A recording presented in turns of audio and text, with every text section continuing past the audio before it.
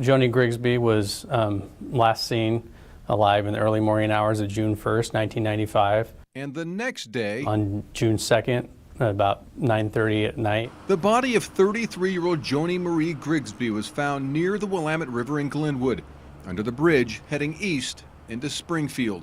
23 years later, a murder mystery with no arrests. In terms of finding the killer, the cards may seem stacked against detectives, but they're not about to fold.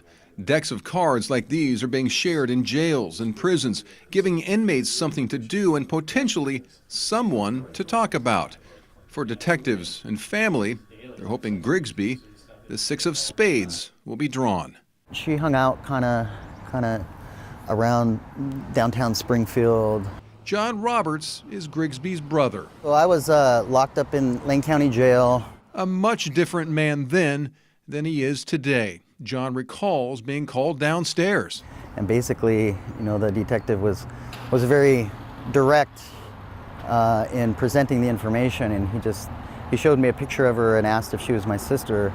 I said yes, and he just said, I don't know how else to say this, but she's no longer with us.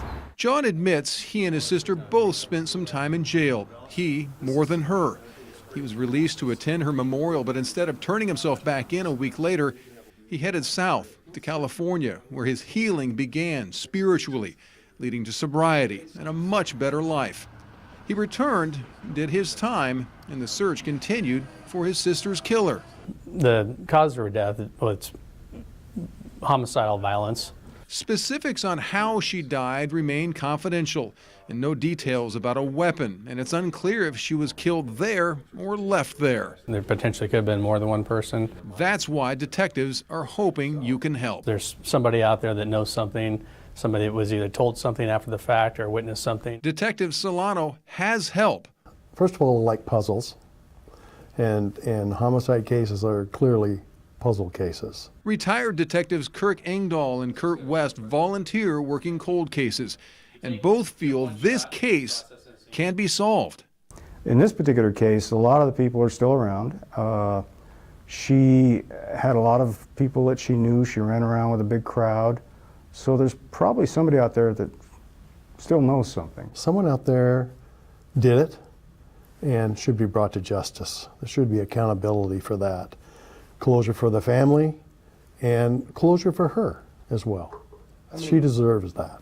As for John, it used to be very, very difficult to go across this bridge, to be in this area. Now drug-free, he's come to grips with what happened and doesn't stare at his phone awaiting a phone call from detectives, but he still wants answers. The part about the story that was the most difficult for me was the unknowns, the who, the perpetrator of violence, and not having a face or a name to specifically address in my process. And while 23 years is a long time, it's actually time that can work in the favor of detectives. A lot of times people running around in certain groups would have had a lot of reasons not to talk back then.